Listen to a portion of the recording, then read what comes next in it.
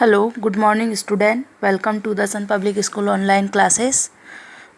Today we going to read about our Sanskrit grammar topic. Is Sanskrit grammar topic is सर्वनाम शब्द रूपाणी. हमने हमारी पिछली वीडियो में टॉपिक संज्ञा शब्द रूपाणी पढ़ा था. अब हम सर्वनाम शब्द रूपाणी हम पढ़ने जा रहे हैं. यह कॉमन टॉपिक है, यानी ये क्लास 6 और 7 के लिए कॉमन है. 6-7 के लिए जो टॉपिक है ये एक जैसा है. तो हम यहाँ पर पढ़ते हैं सर्वनाम. सर्वनाम आप सभी जानते हैं. सर्वनाम की जो परिभाषा होती है हिंदी में क्या होती है? सर्वनाम वे शब्द होते हैं जो संज्ञा के स्थान पर और संज्ञा के साथ प्रयोग में लाए जाते हैं, वो सर्वनाम कहलाते हैं. आप सर्वनाम की परिभाषा क्लास 3 और क्लास 4 से पढ़ते आ रहे हैं, तो यहाँ पर भी यही परिभाषा लागू होगी. सर्वनाम वे शब्द होते हैं जो संज्ञा की जगह पर प्रयोग में लाए जाते हैं या उसके साथ आते हैं, है ना. अब यहाँ पर अवधेयम दिया हुआ है. संस्कृत में सर्वनाम शब्द का पूर्व निर्धारित लिंग नहीं होता है. सर्वनाम शब्द जिस शब्द के साथ प्रयुक्त होता है उसी का लिंग अपना लेता है.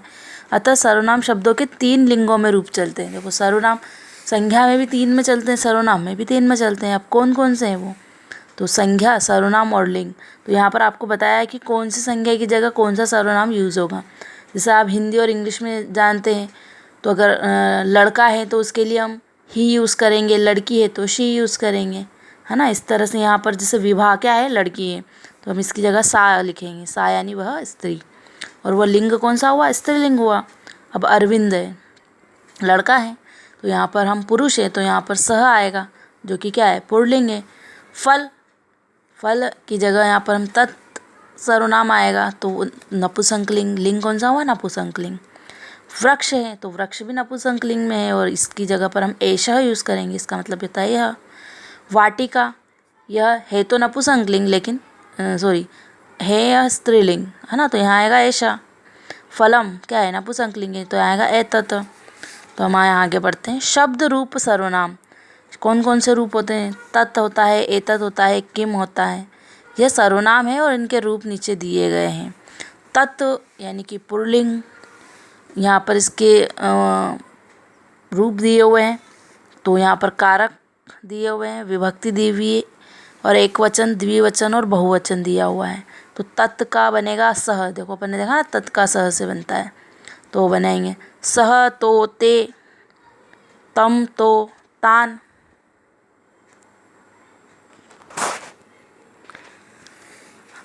तेन ताभ्याम ते, तस्मिताभ्याम तेभ्य, तस्मात् ताभ्याम तेभ्य, तस्य तयो तेषाम, तस्मे तयो तेषु, है ना. तो ये है तत्पुरुलिंग. अब इनका वाक्यों में प्रयोग हम करना सीखते हैं. सह मतलब होता है वह, जैसे सह खेलती, वह खेलता है. ते यानी वे, ते धावंती, वे दोनों दौड़ते हैं, है ना. देखो यहाँ पर दिया हुआ ते यानी कि बहुवचन में आ रहा है, तो वे सब दौड़ते हैं, है ना. तम यानी उसको, अध्यापिका उसको मुझसे बोलती है. तान यानी उन्हें, मैं उनको देखता हूँ. तस् यानी उसका, यह उसकी कलम है ना. ऐशः कलम तस्य अस्ति, यह उसकी कलम है ना. तो यहाँ पर जैसे इस तत् का पुल्लिंग रूप दिया हुआ है, अब यहाँ पर तत् का स्त्रीलिंग रूप नपुंसकलिंग दिया हुआ है. इसी तरह से एतत् का पुल्लिंग, स्त्रीलिंग और नपुंसकलिंग दिया हुआ है. तो हम यहाँ पर पढ़ते हैं. जो तत् की जो, तत् और एतत् की जो पुल्लिंग तो सेम रहेंगी, सेम लकार रहेंगे, सेम विभक्ति रहेगी. लेकिन जब यही स्त्रीलिंग में और नपुंसकलिंग में आती है तो ये सिर्फ इसके 2 विभक्ति चलती है, एक प्रथमा विभक्ति और एक द्वितीय विभक्ति. जैसे सा ते ता, ताम ते ता. इस नपुंसकलिंग में भी चलेगी तत् ते तानी, तत् ते तानी. एतत् पुल्लिंग है, तो इसमें भी प्रथमा और द्वितीय चलेगी. एषश, एतो एतानी, एतम एतो एतान. इसी तरह स्त्रीलिंग एषा एते एता, एताम एते एता. इसी तरह से नपुंसकलिंग एतत् एते एतानी, एतत् एते एतानी. अब है अस्मद. अस्मद का मतलब था अहम, है निमे. तो इसमें भी 2 विभक्ति चलती है, अहम आवाम वयम, माम आवाम अस्मान. ठीक है. और युष्मद रूप के चलते हैं. युष्मद मतलब तुम, प्रथमा विभक्ति और द्वितीय विभक्ति. त्वम युआम यूयम, त्वम युआम युष्मान. अब है किम सर्वनाम का प्रयोग प्रश्न निर्माण में किया जाता है. जैसे इंग्लिश में हम टैग क्वेश्चन बनाते हैं उसी तरह से यहाँ पर संस्कृत में किम सर्वनाम का प्रयोग प्रश्न के निर्माण के लिए किया जाता है। यानी कि किम से किम जो विभक्ति है इससे क्या प्रश्न बनते हैं। तो यहाँ पर देखो लिखा हुआ है विभक्ति दी हुई एक वचन, द्विवचन और बहुवचन। एक वचन में आता है कह का मतलब होता है कौन। संस्कृत में पूछता है ना कौन, यह कौन है, तो वहाँ पर हम क प्रयोग करेंगे। ऐशा कह, यह क्या है या कौन है ना। कह को के कम यानी किसको, को कान। केन किसके द्वारा, काभ्याम के। कस्मे किसके लिए, काभ्याम केभ्य। कस्मात किससे, काभ्याम केभ्य। कस्य यानी किसका, कयो केशाम। कस्मिन यानी किसमें या किस पर, कयोर केशु, है ना। तो इसी तरह से हम प्रश्न निर्माण करते हैं।